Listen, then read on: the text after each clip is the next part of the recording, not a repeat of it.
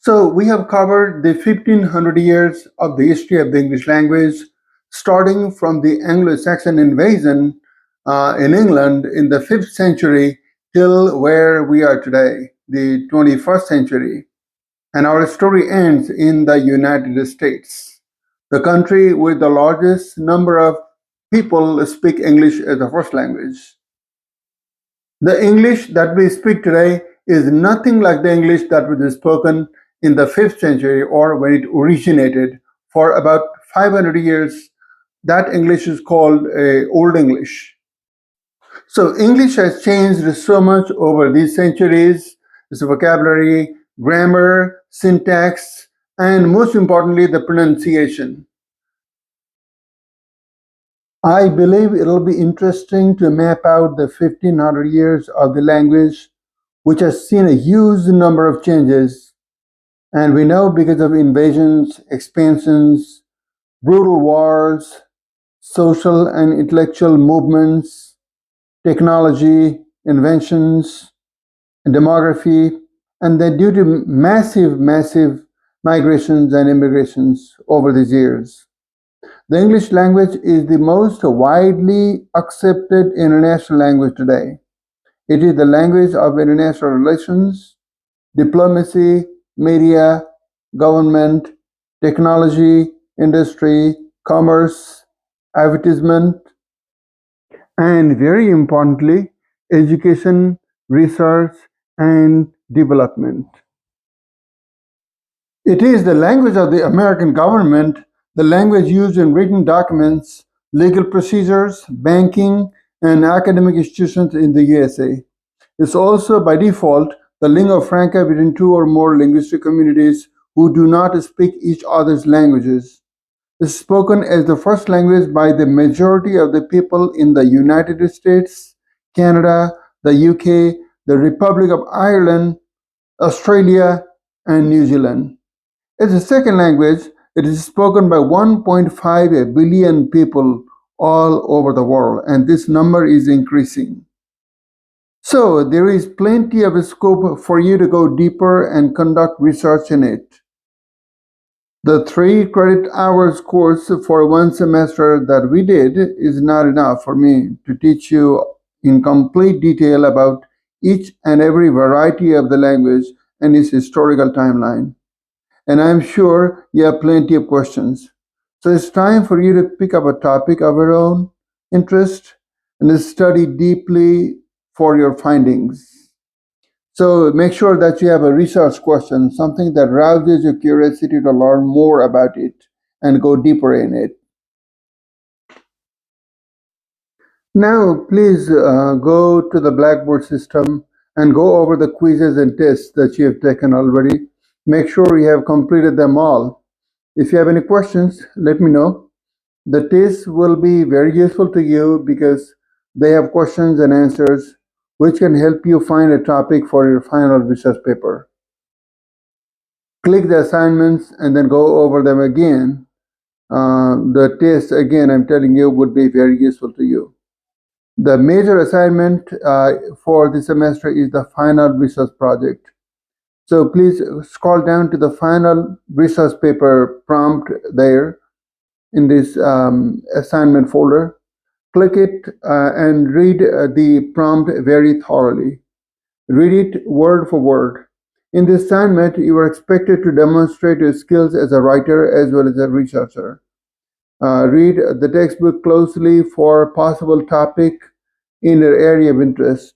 Always start with a research question, something that invites research and that rouses your curiosity. We have seen that language is never static, it keeps evolving, it's dynamic, and that is influenced by many factors such as politics, economy, immigration, demography, culture, and so on. So try to find a topic in an area that has not been explored enough before. Most topics have been covered because this is one of the most exciting areas of research. We will have a series of discussions on possible topics in class so that you can make the best decision for this project. Once you have worked quite deeply into the topic and written enough drafts on it, it may not be a wise idea to change the topic because this way you will waste your time. So the earlier you make sure the topic is good and will work for you, the better it is. And the best way to find that out is by sharing the topic in class. So we will have this opportunity for you. Your discussion board is a great platform where we will share your topics in a preliminary stage as soon as possible. So please post your topics of interest in the discussion board so we can share them. And I have listed some possible topics for you that my students in the previous semester worked on. Some of the ones that are here. Uh, Trace a particular variety of English over a period of time. For example, varieties of English in a particular regions, such as Haiti or Guyana. And see, in Guyana, English is spoken as the first language.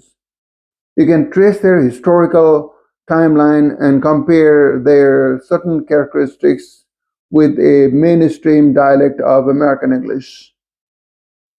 Another possible topic would be researching the history and linguistic properties of a particular group of words, where those words originated and when those words came into use, or how those words have evolved over time. A possible research question could be what words have been derived from them, and tracing their semantic, phonological, and morphological changes from the origin through the present. Um, I have another one here, analysis of the linguistic properties of a short literary text in the timeline of the history of the English language. We can discuss the morphological, semantic, and syntactic characteristics of the text in the historical context. Find the appropriate articles in the scholarly journals that I have listed for you and do your best to find the best possible topics. First, you have to find your primary source and then find your secondary sources that can support or back up your research. Prepare a list of research questions that will make it easy for you to narrow down a topic and that will narrow down research as well as to create your annotated bibliography. Best topics are the ones that are narrow and that have not been written much about or that are still being debated or are controversial and that have just enough amount of scholarship for you to read and prepare. Do not pick a topic that's too broad because you will be overwhelmed by the number of scholarly secondary sources that will be available on them. So use the search engine in a way that helps you narrow down your topic. The text for your primary source should come from published materials with clear citations, but can belong to any of the disciplines. For example, could be scholarly, academic, or business, or politics, or could be even literary, such as poems or stories or fairy tales, or you can also bring from news and media or social media. You can get data from anywhere for you to analyze. Some topics the students have worked on in my previous semesters are comparison of English slangs of the 19th century with current slangs, the vocabulary of First World War, how the Great War affected the English language, history of English in Kenya, colonialism, native languages, English language policy, borrowings, socio-political, cultural, economic aspects. This is too broad. I mean, you need to fairly narrow it down. How did Shakespearean words affect the English language? This is also broad, but you have to narrow it down again. The comparison of Elizabethan English with the English of the late 19th century. Checklist before submitting a revised paper. You need to revise your paper as many times as possible and make sure you read the prompt once more before you submit your paper. Make sure you have read the prompt well to make sure that your paper meets all guidelines. Make sure you articulate your topic on the top, just call it research paper, and then the topic after that. And the topic should be well crafted and carefully worded. Take your time in wording, rewording, rephrasing your topic. Make sure you have a clear research question within the first paragraph. Your topic and research question meet the research potential. You can use APA or MLA, whichever is comfortable for you. If you use MLA, you would want to call it works cited.